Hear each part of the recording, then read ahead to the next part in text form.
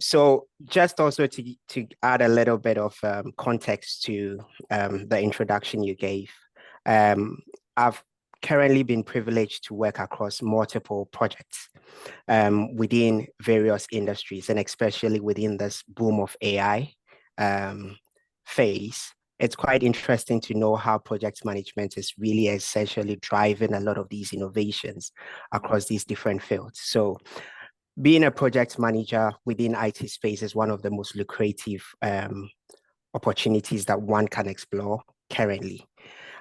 Personally, my background is in AI, and I've done a lot of work within the AI space and visualization space. And a lot of the projects that I work across either touch base on AI, visualization, or data manipulation or engineering in some sense. So a lot of the context that I'll be providing today would be related to that in some sense, but I would also encourage that to make it a more exciting and ensure that everybody gets something out of this today. I would encourage everyone to be very engaging. Unfortunately, I cannot see the text box. So when you text in, I may not be able to see. So moderator, you may have to help me there. But then if anyone wants to ask a question or, make a contribution, please feel free just to come off mute and ask the question or make a contribution. So I always like to start my presentation by giving a quick idea of what we're going to talk about today. So we would have a quick introduction where we would have an icebreaker. It's essentially to understand people's where they are currently in their career, whether they are beginners. I am conscious that there may be some people who may already be familiar with some form of project management as well. So that introduction would help to get a feel of what the skill set is within the room. Then we would go on to touch base on some of the essentials that you need to know to be a really good project manager within the IT space. There's quite a broad range of things you may want to know, but essentially we'll touch on the key points. And then, of course, you can do further training or further lessons after this. We'd also have a look at a few case studies where successful IT project management implementation was done and what keys we can take out of that. And then, of course, we'll touch base on the skill sets that you need to thrive in a role as a project manager within the IT field. So just to start off with, I like to start off with an icebreaker. And this icebreaker is, what do you see? So I'm just going to give you a series of visual cues. And the idea is for you to try and suggest or try and guess what I'm trying to imply here. So I'll give you an example. For example, you have a picture of a cloud, and then you have a picture of a server. And so if I ask you, what do you see? I would imagine that most of you will see cloud computing, because you have a cloud, you have a server, which is computing, you put that together and it's cloud computing. Now, you don't have to know what comes next. It's just trying to sense check if people have come across certain terminologies within the product management field.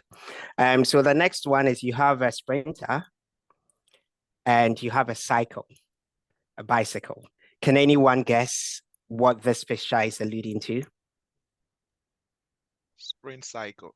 Sprint cycle. Sprint cycle. Yes. Okay. Next one is you have spikes and you have sort of a handshake. So spikes or stick, and then you have people collaborating on or having a handshake, representing management and collaboration. So what would you assume or what would you think I'm trying to get at here?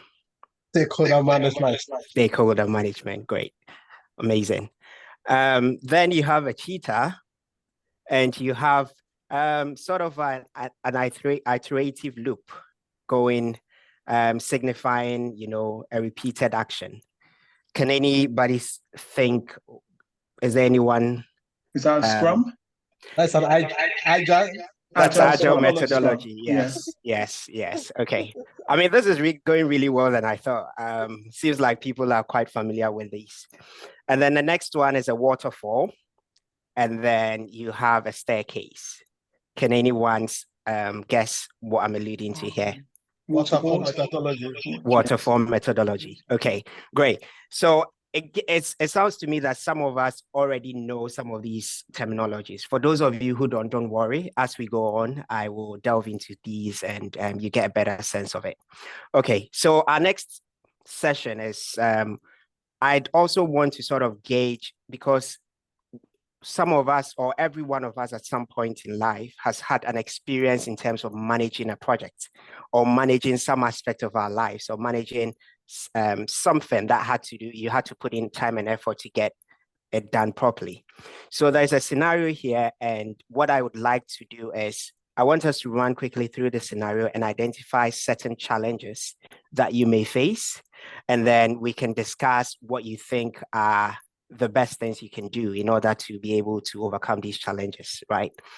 So you and your extended family decide to plan a week-long vacation.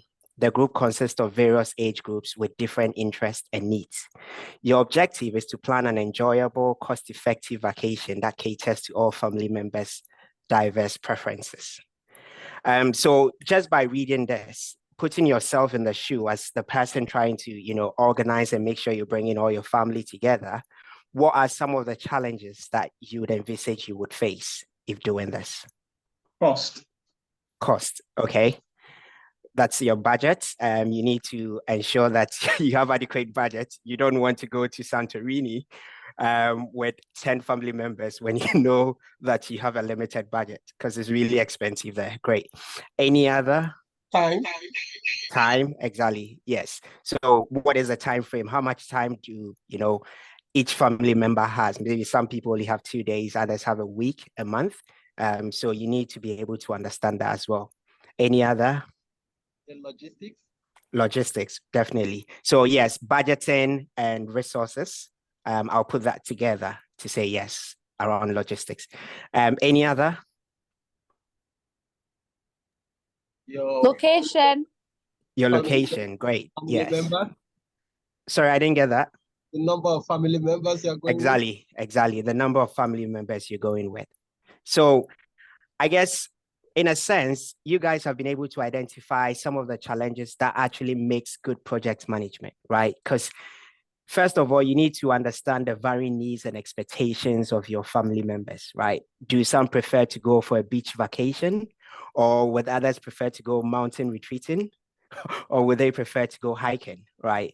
So you need to be able to understand that in order to plan adequately. Now you have a fixed budget cost, right? So you need to be able to plan carefully in terms of what accommodation, how much accommodation is going to cost, your transportation, your food, what activities you're going to do.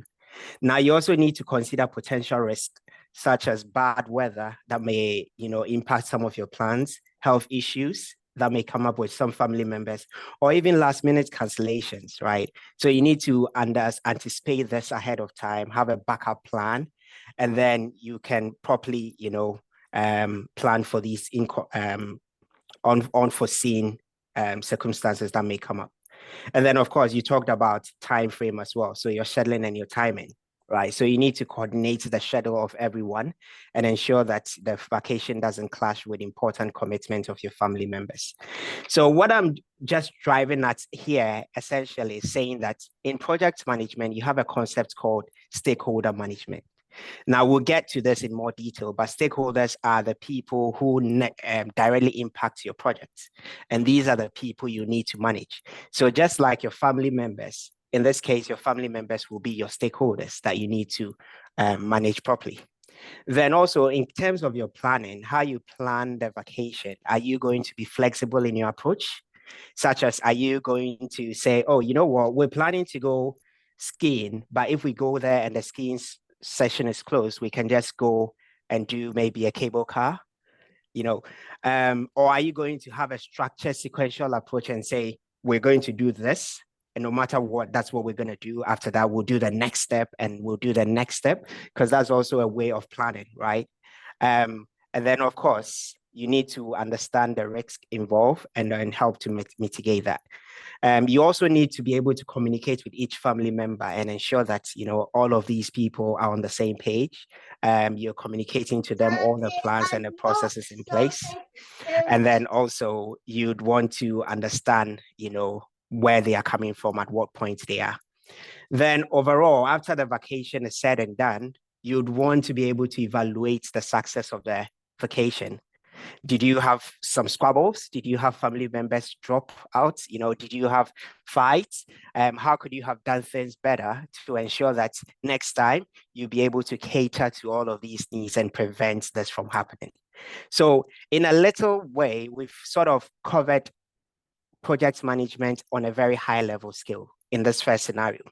So this is a second scenario that I also want you to be able to tell me. So this is actually a project that happened in the UK. It was a massive project which was intended to save so much effort, so much enhance efficiency across NHS, but it was actually a big flop. And this is really dear to my heart because I recently worked on an NHS project, which is actually building sort of a similar project to this, but right now leveraging on the lessons learned from this project to sort of ensure that that project becomes very successful. So launched in 2002, the NPFIT was one of the most ambitious healthcare IT projects globally. Its goal was to revolutionize the National Health Service in England by introducing a unified electronic health record system for patients and establishing a broadband network to connect all NHS organizations. With an initial budget of 6.2 billion, the project cost eventually ballooned to an estimated 12 billion. That's twice as much or more before effectively dismantled in 2011. So they pumped all this money, but didn't get any benefit out of it. I want to understand from you, just reading the scenario, what do you think were some of the challenges or some of the issues that caused the failure of this project?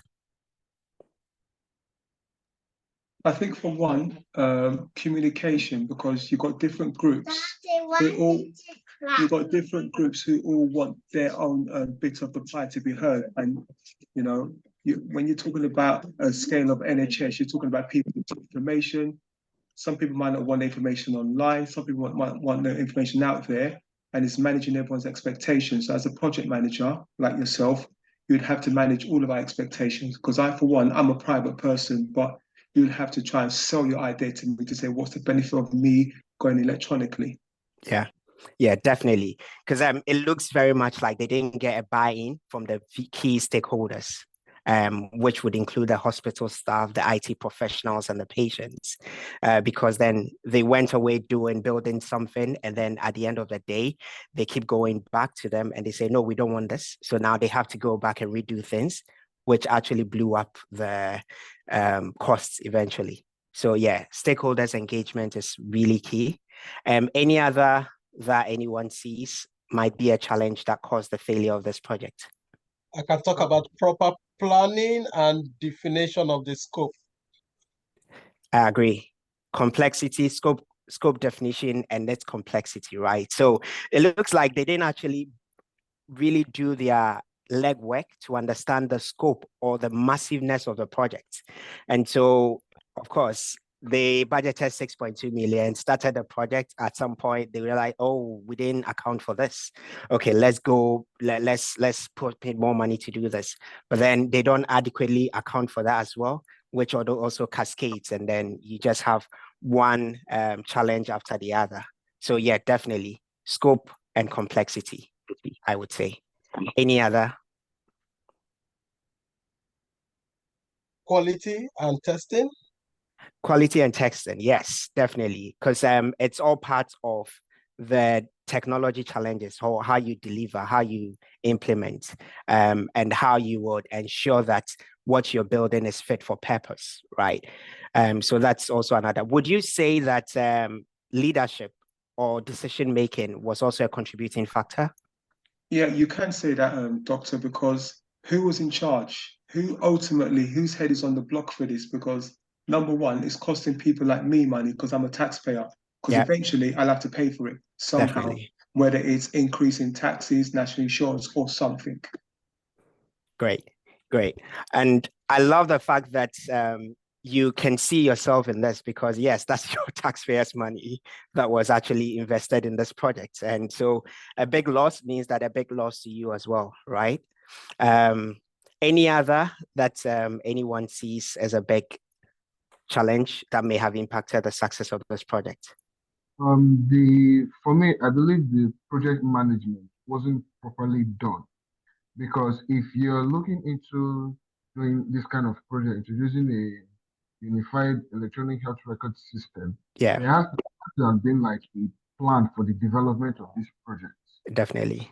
The different sectors or the different individuals or teams that will need to come together in order to build this. There wasn't like a direct plan on this is what we need to do. And the lack of that concrete plan on the activities of each and every person was what part I believe was part of what led to the budget going beyond what they estimated for. Because each team started to bring up certain demands and wants that exceeded beyond what they estimated for. Yep. Yeah, very true. Very true. And that goes a long way to show how every aspect of project management is really important and essential because it's very dependent on the other. So failure to do one properly would cascade into the other, and then the other, and the other. And before you know it, you just have a whole load of challenges down the line. And so sometimes what they should have done was when they saw that they were nearing the end of the initial budget and they weren't anywhere close, they had to stop, go back to the table, redraw their plans and properly do things well. And then maybe they could have added just a little bit more on the 6.2 billion and actually completed a project. But then they ended up doubling the amount and eventually dismantling the whole project, which was a very bad project management situation. So I'm really glad you guys have been able to pick some of these. And hopefully, as we go through the lessons today, you would already have seen what are good management practices and what are bad management practices. So thank you for that. So we'll go on to certain key concepts that you need to know. Obviously, there's quite a lot when it comes to project management, and especially within the IT space. But these are the essentials that I think underpins the whole process of project management, right? So in project management, you have project life cycle. So these are the steps or phases within when managing a project. So you need to have a good understanding of these because they are very pivotal to the success of every project. Now, also stakeholders management. It's extremely key because your stakeholders buy-in is important to ensure the success or the failure of your project. And the third one, I cannot stress this enough, and this will be the golden nugget. If you don't take anything away, take this. Project scope is extremely important. Defining the scope of your project and sticking to it no matter what. But obviously, there are ways around it. There are flexibility. You can be quite flexible, but you always need to know how your flexibility ties in with the overall goal. And we'll touch more into details. So these are some of the key concepts that we'll go over today. So the first one we're going to go over is the product life cycle. So there are five main I would say five main, depending on their different school of thoughts. Some may add maybe two more layers or break a specific layer into two or three. But essentially, if you break them down, you have these five. You have initiation, you have planning, you have execution, you have monitoring, and you have closure. So in initiation, this is where you identify your key stakeholders for the project. So who are the people who are actually buying into your project? Who are the people who are going to use your product at the end of the day, right? It defines the project timeline. So how long are you going to develop this project for? Is it for a year, 6 months? You need to be very specific in your timeline so that your timeline will inform you how much resources you need to pump into this to achieve it, right? It also provides the rationale for the project and identifies the core project deliverables. So you need to know, okay, at the end of the project, what am I going to deliver? Is that a website? Is it a dashboard? Is it a software? Is it an app, right? And then it's where you also make assumptions and then you sort of try and foresee potential risk down the line so that you can adequately start planning for it. So that's your initiation stage. Then you come to your planning stage. Now, this is extremely important. In this whole life cycle process, planning is the most important phase because it builds on the information you captured in your initiation phase, right? And what you do is you try to define how you achieve these goals, the goals that you set. It must consist of the schedule and resources for the project. So when are you going to deliver what at what time? How many people do you need? Which kind of resources do you need? Do you need a developer? Do you need someone who is advanced or well-versed in SQL, in AI, in data engineering? You need all of these, right? It must also consist of budget requirements, performance measures, and a clear action for managing change. So obviously you need to have a budget, how much you're going to spend for your project, but also you need to have an action for managing changes, because one thing that is permanent is always change. You start a project, sometimes stakeholders do not even know what they want. So you start a project, and whilst you're in the middle of the project, they'll come back and say, actually it would be good. For a clear example is recently we're building a system for a client. And whilst we were building the system, we've already defined the scope. This client comes because this Gen AI, which is ChatGPT, you've all seen ChatGPT, generative AI is now a buzzing word and it's now booming. And so this client comes like, oh, we've heard of generative AI. We want to build, we want to incorporate generative AI into our system so that we can build a bot system that can, interface with clients and answer questions that they need, right? And this was a massive scope of work that this client is asking us to do at the very midsection of the projects that we've already expended effort and money. So, of course, we had to be flexible, but we had to readjust our timelines, readjust the costing because we're serving the client. But because we had clearly defined what the scope was and weren't going to change it, we're able to go back to the table and renegotiate with the client and stakeholders to say, if you want this, it's going to cost you this. You wouldn't expect us to deliver it at this time, and you have to wait till this time to get, the full functionality. It also defines the risk involved and then the communication. So planning is essential. Never skip planning. It's extremely important. It makes planning stages what defines a really great product manager from a very bad one. If you don't plan properly, like the scenario where we saw in the NHS scenario, you would fail.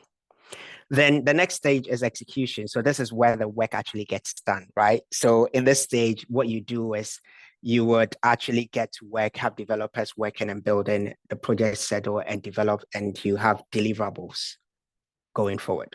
Then once you've delivered and executed, you also have monitoring and control. So here you deliver status reports, you monitor reports on issues and risk, you create change requests, and then you conduct procurement activities. So it's like you have the system running, but you need to be constantly monitoring to make sure that is there any improvements that we need to do to ensure that the system is actively working as expected, right? Or are there any enhancements that we need to do? By monitoring, you'll be able to understand this. And here you inform your stakeholders as well about how well your system is performing, because they bought into it and they are quite excited to see the outcome of it. Then eventually you have your closure, which is where you learn after the project. You have to do a document that sort of documents lessons learned, and it archives project documentation for future use. So if there was ever another company or another team picking up work on the same development you've done or doing something similar, they can look at lessons learned, what went wrong, and how they can, be proactive in terms of changing it so that it doesn't go down the drain, or they don't face the same challenges. Before I go on to the next slide, are there any questions or is there any contribution that anyone wants to make to this slide? Yeah, can I just say, Doctor, that if anyone's got any questions, please throw them into the chat, so therefore we can actually hear more from Dr. Ankra, so that we don't take up too much of his time. And then obviously I can pass them on as and when. Yes, but I have a question on this slide now. Yeah, Doc. sure. Go ahead, Austin. Go ahead. Doc, in initiation, I see number 3, planning number 4, I'm looking for number 1 and number 2 on this slide. I've not seen it. Yeah, so usually number 1 is where you have a business case and you have the sign off for the business. So before the project even starts, in terms of initiation, right, you have the stakeholder or the client or the product sponsor to say, I'm happy, this is what I want. I have this budget for you. I'm happy for you to go away and start planning, right? So that is number 1. So that's why it's not captured here. So number 1 is, so initiation, we would say, is actually number 2, technically, of the product, but this is where we're starting from initiation because that's where the product owner, the product manager actually comes in project owner actually comes in to start the development process, okay, or the management. Okay. Which of the number highlights the benefits? So the benefit is often given in monitoring and control, right? So where you've initially executed your solution, right? So if you're looking in within the this monitoring session, right, you have the approval to operate, you have the project status and reporting, which would highlight how your product is performing overall as you go forward, right? So you need to communicate that to your stakeholders. So in this case, execution and monitoring is sort of clasped into one. But then what you do is that within your project status, it will be a consistent project status. So you give project status whilst you're executing the project, and then you give project status once the project is live and it's performing. You give that, so you capture your benefits as well within that project status and reporting. Thank you. Okay. Dr. Yakubu had his hand raised. Yeah, my question is very quick. I just want to ask if the project manager also has to do with monetary issues, budgeting, finances as well. Yes, in a sense. So you get a budget. So for example, I come to you and I tell you I have a budget of 5 million and I want to build this, right? The project manager will then go to the board and within the initiation and planning phase, define what the stakeholder wants and see if the budget that the stakeholder has given is enough to be able to deliver what they are asking for. And so at that point, the project manager will be responsible for allocating the budget. So in terms of how much goes to resources, right? How much goes to maybe acquiring or securing, maybe paying for technical stuff. If you're using the cloud platform, how much that's going to cost. So you do that budget. And every project is quite different. Some projects would have a dedicated person who would work with the product manager when it comes to budgeting. But then some projects will require the product manager to also have that knowledge of being able to allocate the budget, right? But then they would not necessarily handle the money. The money is handled by a team, but they would allocate the budget. So if maybe the project manager says, I need £5,000 for 5 developers, then he has already costed to know that it would cost £1,000 per developer for a certain period of time. So in that case, then of course they go through onboarding, they go through HR and they get paid by HR, right, for the work they do. So yeah, in a sense, a project manager is also has some part to play in the budget management. There's another quick question, Doctor, before you move on. Just on the back of what Dr. Yakubu said, you've told a stakeholder that, stakeholder said to you, the project's going to, I have a £5 million budget. Are you going to add on your costs in that, or is that going to be on top as an additional cost? No, so it depends on, so it's about communicating with the sponsor, right? Sometimes the sponsor will say, I have a budget for this, but I have another budget for paying you or resources, right? Then you can, because you need to have these conversations in the beginning. But usually they will say, oh, I have £5 million. I want this project, which would involve building the actual solution and the resources that it takes, right? And in so doing, then you as a project manager would need to factor in. But usually before you're employed as a project manager, they would already have this conversation with you, how much you cost, right? And so before you come in, they already know how much you're going to, be how much you're going to cost to them. So if they are saying my whole budget is 5 million, then of course you input your cost as part of the overall budget. Thank you. Great. So I'll move on to the next one, which is stakeholders management. So here I did mention from the examples we saw stakeholders are individuals, groups, or sometimes they are even organizations that are actively involved in the project, right? They are affected by the outcome of the project and they can also influence the success of the project. Now, it's really important to note that effective stakeholder management is used to generate support for the project, right? It's used to anticipate roadblocks and it's used to identify competing objectives among product stakeholders. So, for example, some of your stakeholders may say, I want this, others may say, I want that. So it's a matter of understanding and bringing them, managing them ideally. Sometimes they may be saying the same thing in just different ways, right? So it's good for you to understand your stakeholders. So if you see underneath, you have identify. This is where you identify your key stakeholders. Now, every stakeholders would have a different interest in the project at some point. Some may be interested in the value it would bring. Some may be interested in, the usage. Some may be interested in how efficient it helps their work, right? So you need to be able to identify each key stakeholder and analyze their interests in your project. Now, once you understand and you understand where they are, then you can properly plan how you can engage with them, right? So some stakeholders may be technical. So if you're communicating with them, you need to be technical in your delivery. Some may be maybe non-technical. So when you're communicating with them, it's extremely important that you take our technical jargons and you try to come to their level and communicate technical terms in a non-technical way to them, right? Now, it's extremely important when you're managing your stakeholders to be extremely transparent and very consistent in your delivery. So you need to be very transparent. If things are not going well, let them know things are not going well and try and get their support. You need to be strong and firm, and sometimes you need to say no to them when they are making unrealistic demands within the time frame and the resources that you have. Because trust me, stakeholders would always come and say they want the next big thing, because at the start of the project, a lot of them don't even know what they want.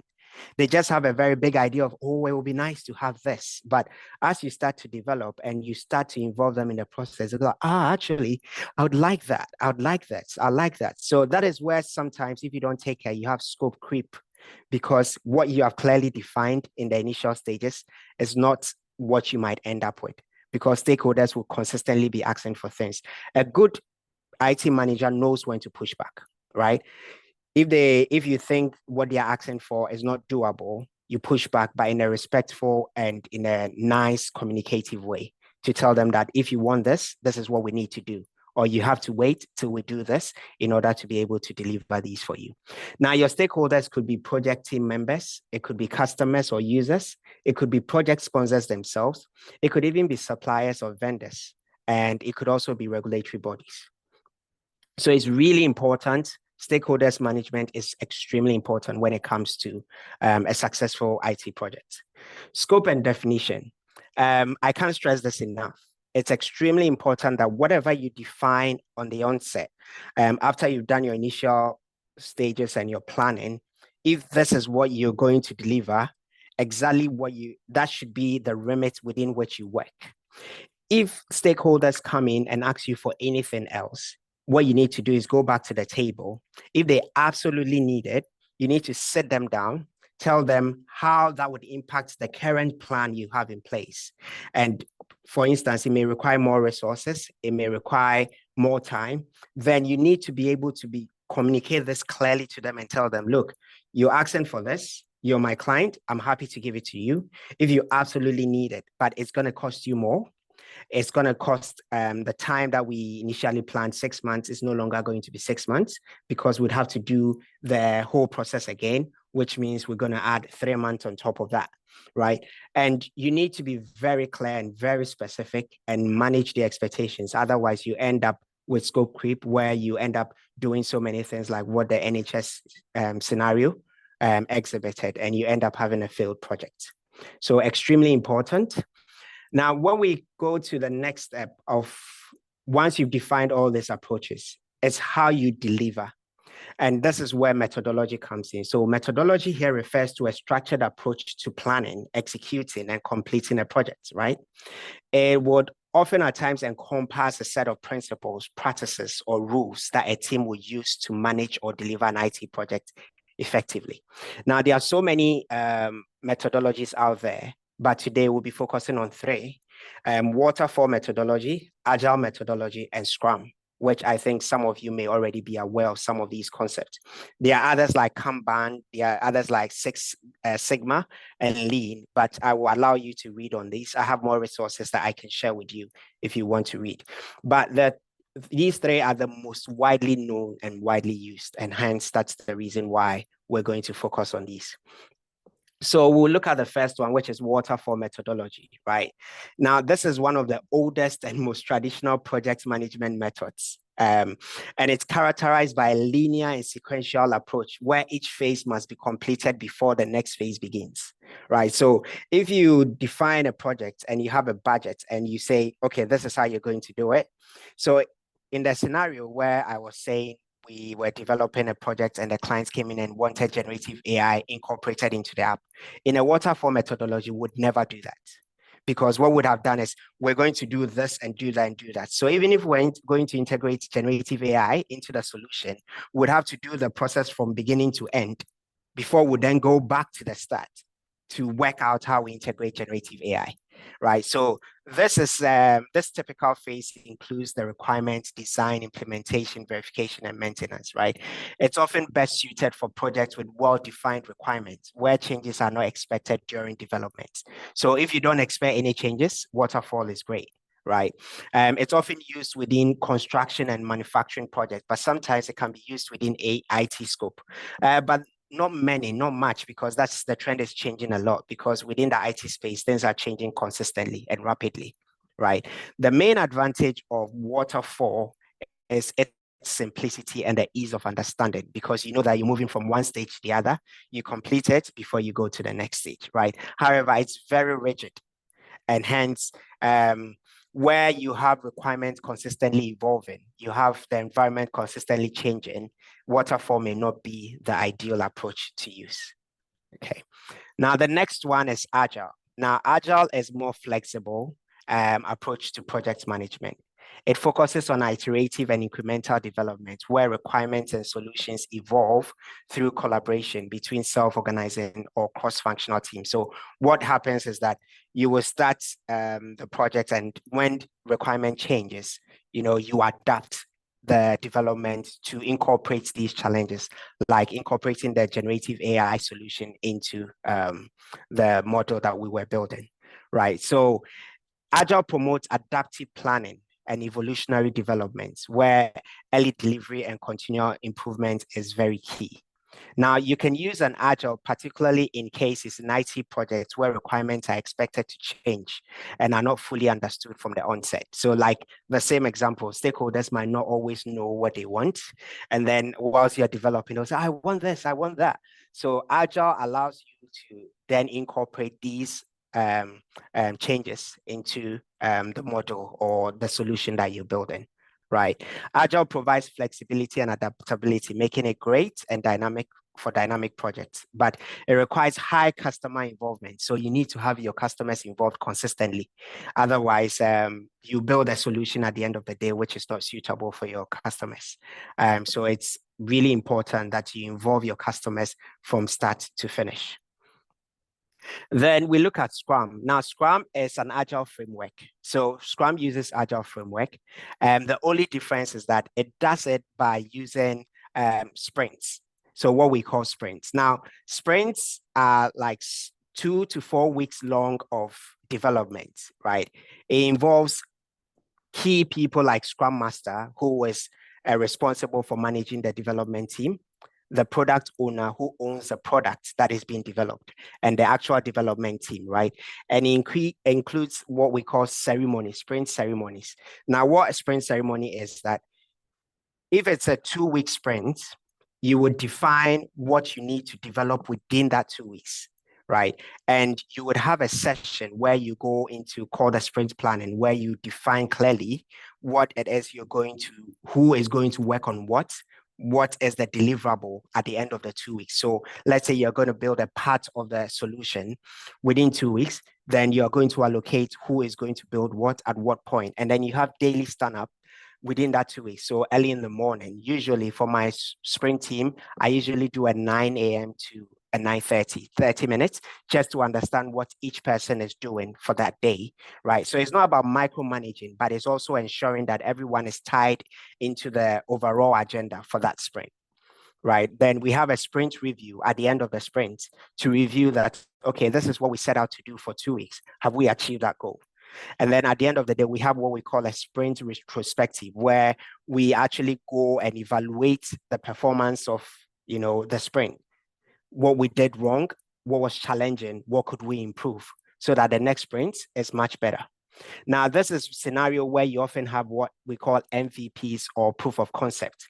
So if you were to develop a project, you would often do an MVP, or a proof of concept. So the minimum viable product to ensure that the solution you're building would be ideal or would work. And you often do that with sprint planning. So you have a 2 or 4 week sprint where you build the most minimal version of the software or whatever solution you're building, to be able to prove to your stakeholders that it would actually do the basic, expected work that the software is meant to do. Right. And that gives confidence to the stakeholders, that gives confidence to the sponsors, and naturally boosts team morale, because you've been able to achieve a milestone. Right. And so that is what Scrum does.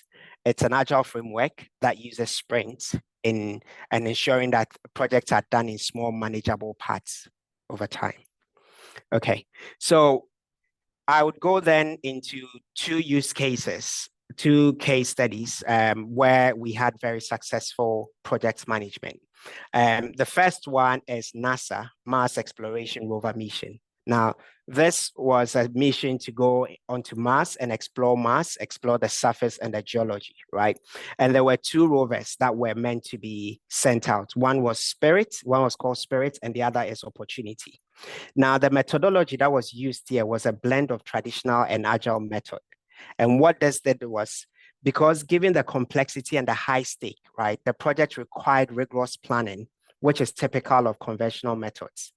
But the team implemented agile practices to adapt to uncertainty in space exploration. Because, for example, you can know that Mars is very hot. And so when building the rover, you use a methodology, you might use a waterfall methodology, because the environment is not going to change, right? So if you're building the system to withstand heat, then you go in a structured way. But then you also account for other things that are unexpected. Uncertainty. Space is million miles away. You don't know what is happening at any point in time, right? Trajectory, so many things could go wrong. So using agile as an approach to take care of new development is actually a really creative way. So combining traditional method, which is waterfall, with agile really helped to cement the success of this project, right? So at the end of the day, the rovers actually exceeded their expected lifespan. Spirit lasted 6 years and Opportunity lasted 15 years, which provided invaluable data about Mars. Key learning from this is that the importance of robust design and the ability to adapt unforeseen challenges is really key when it comes to project management. The other one is British Airways e-ticketing system. So where British Airways implemented an e-ticketing system to streamline ticketing processes. And I'm sure a lot of you flown with British Airways will now know that you can, book online, check in online, and have your boarding pass all on your phone, and you can use that for traveling. But before then, the legacy system was that you had to print it out, right, and take that in. So they primarily used Agile, focusing on quick iteration whilst they were building this, and customer feedback. So they'll try it out, they'll get customer feedback, and then they will take it and improve upon the system. So Agile allowed them to do that because they were doing that in short bursts of deliverables, which really cemented the success of this project. Finally, I would like to highlight on some of the skill sets that a good project manager should have, right? I'll first start with the technical expertise. You definitely need to be a successful IT project manager. You need to have fundamental IT knowledge, because you can't be a project manager within IT and not have basic concepts about how software development works, and certain IT concepts. Now, you need to also understand how complex systems are managed. Complex systems are hardware, softwares, and network interactions. These are things you need to be aware of. So a good project manager would always have some level of degree of knowledge about this. And you also have to be proficient with project management tools. So we have tools like Jira, Kanban, Trello, or Microsoft Projects. Now, these are tools you use for managing the tasks and work that your team would be performing, right? So you can have start, progress, and when a project is completed as well, you can then annotate your sticker or your note or whatever you have, whatever tool. If you're using Jira, you can track the progress of your team and also complete and annotate and give comments of what was successful, what went badly, what could be done better. So these are proficient tools that you need to know when it comes to IT project management. Now, these are basic project management skills one needs to know as well. The methodology approach, right, that we just discussed. It could be Agile, it could be Waterfall, it could be Scrum, and there are many others. So you just have to understand, pick one and become really good at it. There are certifications you can take as well within these fields that would make you a pro within that. Risk management is extremely important. You need to be able to identify, assess, and mitigate risks before they even happen so that they don't impact your projects negatively. Budgeting and costing management. When I was answering Dr. Yakubu's question, as a project manager, you need to be on top of budgeting and cost management, ensuring that you don't, if you budgeted 5,000 for developers, you don't exceed that and end up paying 10,000, because that's poor project management skill. Team leadership is extremely important, that you are able to motivate and guide and lead your team. It's not so simply said, because sometimes people can be very difficult to manage, but it's one of the good skill sets to have, right? You need to be an active listener. You need to be there. You need to be part of the team. You need to motivate them when they do great things. You need to highlight that and say, oh, you're doing great work. I love that. When they do something that goes contrary, you need to be firm and let them know in a constructive way that what you've done is not great, right? And you learn from that. Conflict resolution, you need to be able to know how you can manage your stakeholders, you can manage your team members when it comes to conflicts, and how you can resolve them amicably to ensure that there is no animosity between your team members, between your stakeholders, between your developers. It's extremely important. Resource management, how you are able to effectively allocate and utilize your resources is important. Communication is extremely important. Being an active listener and having interpersonal skills, being able to listen and clearly engage others is extremely important. You need to be analytical in your thinking. You need to be able to analyze situations.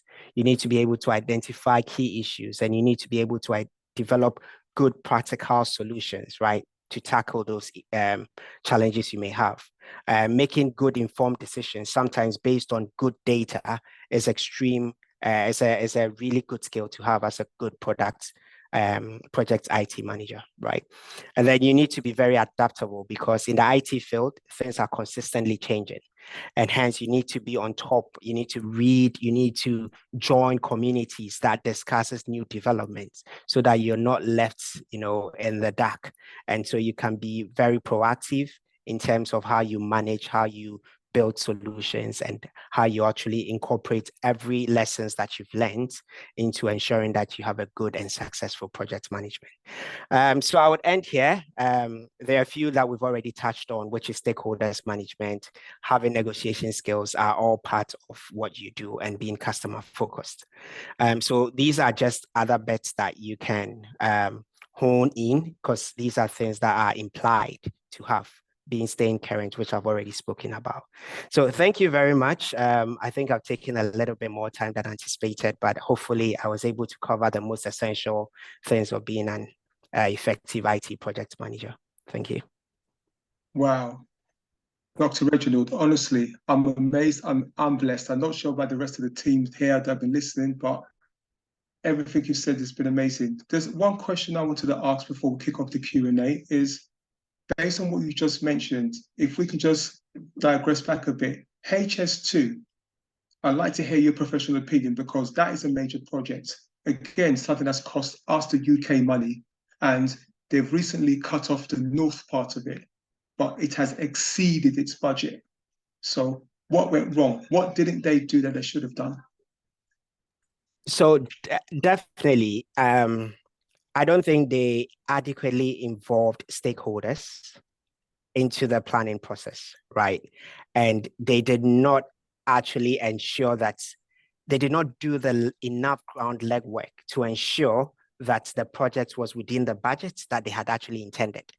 Now, for example, when integrating with existing systems, right, these legacy systems are sometimes very different in their build. And hence, you need to do a whole assessment of systems like these to be able to ensure that you are able to integrate with them when you're building newer solutions, right? Now, often at times you find out that and I've experienced this in similar projects where within the NHS, because of data protection, GDPR, each clinic has its system where they keep data on their patients, right? And these systems are in silos because they don't communicate with other systems. But the problem is that they've been built by different manufacturers based on different standards, right? So when you're building a new system that is going to be backward compatible or interoperability, where you're going to connect all the other devices, then you need to go to the developers of the system to be able to gain access or for them to build an API for you to be able to connect to their system, which usually you don't plan if you don't do the right access, like because you would think, oh, it'll be easy to connect with them because they're health systems, right? And so often at times these will cost you a lot of effort. This will cost you a lot of resources that you did not budget for, which you now need to pay for. This will cost you a lot of work that you need to contract the developers of the system to build new APIs. So it all stems from very poor planning. That's where everything went wrong, right? They should have properly planned. In fact, the initiation and planning stage were the pivotal point where there was big failure. Because if they had done the needed investigation and assessment, and that's where, BAs come in. I'm sure you had a conversation, you had an earlier presentation from business analyst perspective, where BAs will help support to ask the right questions, to highlight issues and problems, and, to start the right investigations and find out what really needs to be done, right? Then that would then feed into the planning process where you properly plan based on the right information. So if the information at the start is bad, your planning will fall short. And hence it will cascade down to the end of your project where you find yourself, terribly in a very terrible scenario. So I think what really went wrong was the initiation stage and the planning stage. And if they are taking enough time to really do the due diligence, they would have had a successful project. Thank you, Doctor. Austin, you have a question? Yeah, thank you very much, Doc, for this powerful section. I have two questions, but let me just give you a little perspective of the H2S you just talked about. Yeah. Do we also look at it as because the strategy for the H2S project is a long-term project, which is still ahead, and because of change management, you talk about change management, and things are evolving. Perhaps they feel that money that we've expanded for it could also be used for other better projects than this one if they continue with it. So another perspective with change management as things evolve or things changes. But my question for your presentation tonight, you talked about IT competency. That word is very vague because I see a lot of adverts, IT competence, and we know the word IT is so wide. What should be the minimum of the IT competency we should have to say, yes, I am fit for this? Then my second question would be, you talk about stakeholders management, I would know we have different types of stakeholders. Some are very good, some are very difficult. Any toolkits to handle stakeholders to get their buy-in? Thank you. Okay, great. So I love your first question. Yes, it's a massive field or industry, IT.